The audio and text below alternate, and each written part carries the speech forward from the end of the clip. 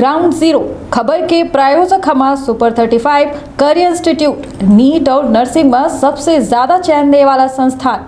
पता 3rd floor Rama Govind palace, Sirmaur Chowk, Rewa. 51 पर doctor बीना मिश्रा, स्त्री रोग एवं बांझपन विशेषज्ञ से प्रथम IVF clinic, IVF Madhya Pradesh के विंध्य गौरवान्वित हो जा लग है और विंध्य का एक बेहद बड़ी सौगात मिले वाली है। सौगात शैक्षणिक दृष्टि से यदि देखी जाए तो बेहद अहम ही, जहां एक और युवा पत्रकारिता में आपन एक सुनहरा भविष्य देखा थे, वो भविष्य का एक बेहतरीन भविष्य में तब्दील करे खातिर माखनलाल चतुर्वेदी पत्रकारिता एवं संचार विश्वविद्यालय में एक बहुत बड़ा सौगात के रूप में मिले वाली है पूरे विंध्य का।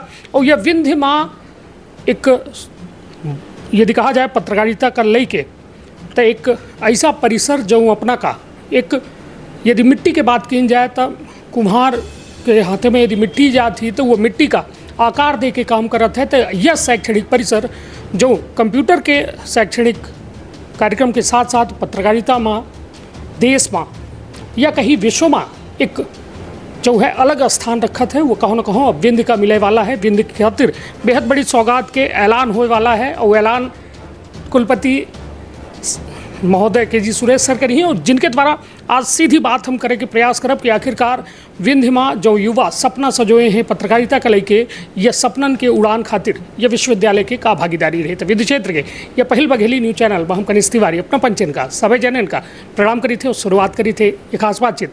सर पहले तो आपका बहुत बहुत स्वागत है सर, ये विंध्य के पहले बघेली न्यूज चैनल। जी बिल्कुल, मुझे पहले भी आपसे आपके दर्शकों से मिलने का अवसर प्राप्त हुआ और मुझे जो रिपोर्ट्स मिली उसके अनुसार बहुत बड़े तादाद में लोगों ने उस साक्षात्कार को देखा और मुझे अच्छा लगा कि ये संदेश जो है जितने इस विंध्य क्षेत्र के जो निवासी हैं उन तक आप पहुंचा पाए।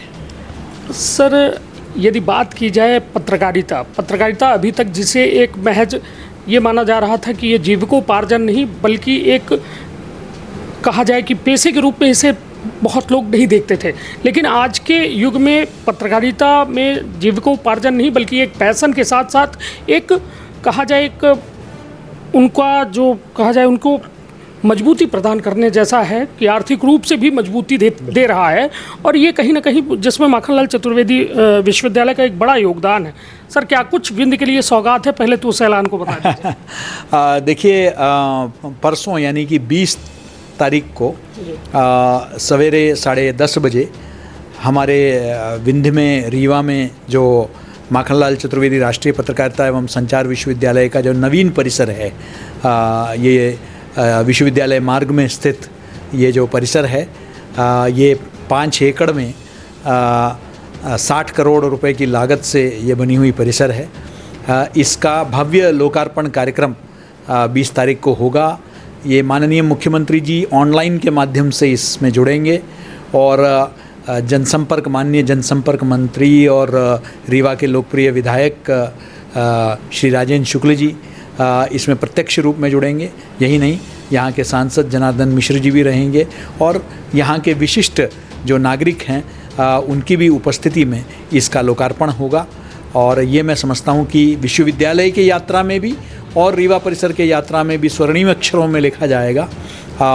ये एक 2 कमरे के जो एक यात्रा जो शिल्पी प्लाज़ा से जो शुरू हुई थी और बीच में इसको बहुत दिक्कतों का सामना करना पड़ा जब पिछले जो शासन में ये तय किया गया था कि इस परिसर का निर्माणाधीन कार्य भी बंद करके इसको बेच दिया जाए, तो वो उस चीज़ से हम उबर कर आए। कोरोना काल का सामना करना पड़ा और पिछले लगातार 2-3 वर्ष से हम इस पर काम कर रहे हैं, जिसके चलते आज इस परिसर में सभागार है, इस परिसर में कक्षाएं हैं, इस परिसर में नवीनतम रेडियो और टेलीविज़न के स्टूडियो जो है बन गए हैं, गेस्ट हाउस बन गया है। अब अगले चरण में हम यहाँ हमारी जो बच्चियां हैं उनके लिए महिला छात्रावास भी निर्माण करेंगे और इसी प्रकार खेलकूद की व्यवस्थाएं भी करेंगे। तो मैं समझता हूं कि आने वाले दिनों में विंध्य स्थित ये रीवा परिसर न सिर्फ इस क्षेत्र के लिए अपितु आस पड़ोस के राज्यों के लिए भी और पूरे प्रदेश के लिए भी जो है पत्रकारिता का और कंप्यूटर शिक्षण का एक महत्वपूर्ण केंद्र के रूप में ये उभरेगा, ये मुझे पूरा भरोसा है। निश्चित तौर पर सर, आपके द्वारा जो बात बताई गई और वास्तव में पूरे विंध्य के लिए और पत्रकारिता में जो कहीं ना कहीं अपना कैरियर देख रहे हैं युवा, तो उनके लिए तो एक मील का पत्थर ये बिल्कुल ज़रूर साबित होगा। और आशा नहीं, पूर्ण विश्वास है हमें भी कि एक सही मार्गदर्शन से, सही दिशा से एक बेहतर भविष्य चुनने का मौका युवाओं को ज़रूर मिलेगा। सर, सबसे बड़ी बात यह है कि परिसर बहुत बड़ा बन गया, सारी चीज़ें, व्यवस्थाएं बहुत ज़बरदस्त हो गई, दुरुस्त हो गई। अब बहुत जल्द ये परिसर जो है आपको खुद, मतलब ये लोकार्पण के बाद वो खुद संस्थान को प्रदान हो जाएगा। लेकिन सर, जो टेक्निकल टीम चाहिए, एक ये भी बड़ी चुनौती के रूप में देखा जाता है, क्योंकि यदि देखा जाए तो टेक्निकल टीम और सारी चीज़ें, जो शिक्षक हैं, उनकी प्रतिपूर्ति के लिए क्या कुछ आपके प्रयास रहेंगे? ये देखिए, आपको पता है कि जब शुरुआती दौर में तो यहाँ शिक्षकों का अभाव था, इसका अपना कोई स्थायी शिक्षक था ही नहीं। लेकिन हमने पिछले 2-3 वर्ष में जो हमारा नोएडा परिसर बंद हुआ, तो हमने उन शिक्षकों को यहाँ हस्तांतरित किया और कंप्यूटर के क्षेत्र में भी टेक्निकल स्टूडियो देखने के लिए भी हमने लोगों की नियुक्तियाँ यहाँ की है। अभी पिछले 10-15 दिन पहले ही हमने 2 और स्टाफ को यहाँ भोपाल से हस्तांतरित किया है। प्रयास ये है कि यहाँ प्रशिक्षित जो कर्मचारी है उनकी कमी ना हो, ताकि विद्यार्थियों को हम न सिर्फ सुविधाएं दे पाए अपितु उनको अच्छा प्रशिक्षण भी दे पाएँ। आने वाले दिनों में आवश्यकता अनुसार और अगर कर्मचारियों की, दक्षता वाले कर्मचारियों की अगर आवश्यकता है तो हम ज़रूर ये इस दिशा में काम करेंगे। सर, एक सबसे बड़ी बात अभी आप का मैं प्रेस वार्ता में मैं आपको सुन रहा था, जिसमें आपके द्वारा ये कहा गया कि जो पत्रकारिता विश्वविद्यालय है, जितने भी परिसर हैं, वो खुद की जो है मतलब कहा जाए कमाई से, आत्मनिर्भरता से उस परिसर को चला पा रहे हैं। और मतलब अभी तक तो लगभग सभी, आपने कहा कि भोपाल पर निर्भर हैं, भोपाल के द्वारा जो है पोषित होकर सारे संस्थान चल पा रहे हैं। लेकिन सबसे बड़ी बात ये आपने कही थी कि इसमें ना कोई राज्य शासन आपकी मदद करता है, ना सेंट्रल गवर्नमेंट करती है, ना कोई और संस्थाएं इसको मदद करती हैं। तो सर, इस दिशा में क्या प्रयास होंगे कि सरकार की नज़र क्यों इस संस्थानों की तरफ नहीं जाती? अन्य विश्वविद्यालयों को जैसे सुविधाएँ मिलती हैं, सरकार की तरफ से फंड मिलते हैं, तो क्यों ऐसा क्यों किया जाता है कि अपने ये पत्रकारिता विश्वविद्यालय को फंडिंग नहीं? कुछ वर्ष पूर्व जब माननीय राजेंद्र शुक्ल जी शुरुआती दौर में इसको ज़रूर 25-25 लाख का एक सालाना अनुदान मिलता था, लेकिन कुछ वर्ष बाद वो बंद हो गया है। लगभग 2 करोड़ के करीब शुरुआती दौर में मिला 30-32 साल पहले, लेकिन फिर वो बंद हो गया। बाद में माननीय राजेंद्र शुक्ल जी जब मंत्री बने पुनः, तो उन्होंने घोषणा भी किया था कि वर्ष में कम से कम 1 करोड़ रुपए विश्वविद्यालय को दिया जाएगा, लेकिन किन्हीं कारणवश वो नहीं हो पाया। लेकिन इस बार भी हमने महापरिषद के बैठक में भी और माननीय राजेंद्र शुक्ल जी के पुनः मंत्री बनने पर हमने उनसे पुनः अनुरोध किया है और उन्होंने कहा है कि यथाशीघ्र इस दिशा में वे कदम उठाएंगे। हमें उम्मीद है कि कुछ अनुदान जरूर मिलेगा, लेकिन मैंने जैसे कहा कि ये अनुदान भी कम ही पड़ेगा, क्योंकि विश्वविद्यालय इतना विस्तारित हो चुका है कि इसके खर्चे बहुत बढ़ गए हैं। और ऐसे में देखिए, आने वाले दिनों में सरकार की जो प्राथमिकताएं अब जन स्वास्थ्य को लेकर है, कोरोना को लेकर इतना खर्चा हुआ है, सबको वैक्सीनेशन देना और सारा बहुत खर्चा हुआ है, कल्याणकारी योजनाएं हैं। मैं समझता हूं कि शैक्षणिक संस्थानों को प्रयास करना चाहिए कि वे जितना स्वायत्त हो सकते हैं उनको प्रयास करना चाहिए। देखिए, हमारे पास सुविधाएँ हैं, उसका अगर हम सदुपयोग करें, चाहे संसाधन, अब मैंने जैसे कहा कि यहाँ हमारे पास ऑडिटोरियम होगा, स्टूडियो होगा, तो विश्वविद्यालय में विद्यार्थियों के जो ज़रूरत है उसके पूर्ति होने के बाद जो समय है उसमें हम इसको किराए पर दे सकते हैं।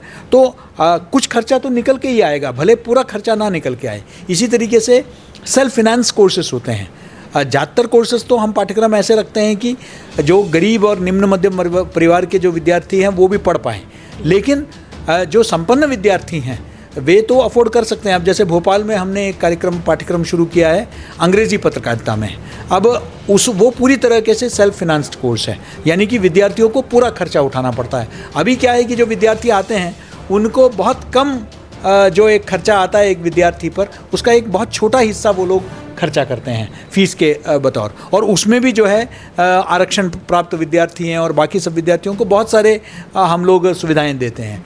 लेकिन अब हम कुछ ऐसे पाठ्यक्रम शुरू करेंगे जिसमें जो संपन्न पृष्ठभूमि से जो विद्यार्थी आते हैं वो पूरा खर्चा उठा सकते हैं। इसको कहते हैं self finance course. So self finance courses हम चलाएंगे, अंशकालीन प्रोफेशनल कोर्सेज चलाएंगे, यानी कि जो लोग कार्यरत हैं, नौकरीशुदा हैं, वो लोग आके यहाँ प्रशिक्षण ले सकते हैं और उसके एवज़ में वो अच्छे फीस भी दे सकते हैं। तो MBA जैसे प्रोफेशनल कोर्सेस है, हम इसको करा सकते हैं। तो मैं समझता हूँ कि देखिए हमको वो उस दृष्टि से सोचना होगा। अगर हम उसको थोड़ा सा अगर हम उस दृष्टि से नहीं सोचेंगे, आने वाले दिनों पर राज्य सरकारों पर भी बहुत दबाव पड़ेगा कि इतने सारे शैक्षणिक, क्योंकि हमारी आबादी बढ़ रही है और हमारी आबादी बढ़ रही है और संसाधन कम है, उसमें हम किस तरीके से संस्थाओं को सुदृढ़ कर सकें, स्वायत्त कर सकें, इस दिशा में जो शैक्षणिक संस्थाओं का नेतृत्व है उनको भी सोचने की आवश्यकता है। इसी दिशा में हम लोग भी सोच रहे हैं। सर, अभी आपने बताया कि यहाँ से एक रेडियो स्टेशन कर्मवीर जो हाल ही में आपने भोपाल परिसर में बड़ी सफलता तरीके से उसको शुरू कर दिया है और बहुत प्यार मिल रहा है। सर, ये कब तक माना जाए कि रीवा परिसर का सामुदायिक रेडियो कर्मवीर कब तक शुरू हो जाएगा? हम तो चाहते हैं शीघ्रातिशीघ्र हो और अगला बड़ा कार्यक्रम रेडियो कर्मवीर की स्थापना को लेकर ही हम यहाँ आए, ये हम चाहते हैं। देखिए, रेडियो स्टेशन आमतौर पर एक को ही अनुमति मिलती है, लेकिन हम एक प्रावधान है जिसके अंतर्गत हम आवेदन कर रहे हैं केंद्र सरकार को कि हम, क्योंकि एक ही शैक्षणिक संस्था है लेकिन 2 परिसर है, तो हमको एक ही नाम से जो है 2 लाइसेंस दिया जाए। तो एक का उसी लाइसेंस के अंतर्गत हमको एक और स्टेशन चलाने की अनुमति के लिए एक प्रावधान के अंतर्गत हम विशेष अनुरोध कर रहे हैं। मुझे उम्मीद है कि ये पूर्ति हो जाएगी तो रीवा में एक बहुत अच्छा सामुदायिक रेडियो स्टेशन हम यहाँ चला पाएंगे। सर, क्योंकि हम लोगों ने देखा है कि परिसर के अंदर वो पूरा टावर वगैरह लग गया है रेडियो का, तो मतलब प्राथमिक व्यवस्थाएं तो संपूर्ण हो गई है और हमको लगता है कि अब कब तक माना जाए सर, क्या कुछ समय अवधि दी जा सकती है? देखिए, ये तो देखिए अनुमति उनकी तरफ से आ जाए तो हम उस पर काम जल्दी ही शुरू करेंगे। चलिए, तो निश्चित तौर पर हमारे साथ रहे हैं KG सुरेश सर, जिनके द्वारा साफ तौर पर आपन जो विंध्य खातिर एक बड़ी सौगात के अपना के द्वारा बतावागा कि पत्रकारिता महज एक जो है माध्यम धनार्जन के न हो, बल्कि जन सेवा के एक बड़ा माध्यम है। और यदि भविष्य के निर्माण करे है तो वह कुम्हार के पास जरूर आवे पड़ी, जे कहाँ न कहो या विश्वविद्यालय में बाकायदा हर बारीकी से हर बात का सिखावा जाता है और पढ़ावा जाता है, वह लायक बनावा जाता है कि समाज के बीच में जाए के समाज के आवाज़ बन सके। तो अपन अपने परिवार के रखब बहुत ख्याल। धन्यवाद, प्रणाम।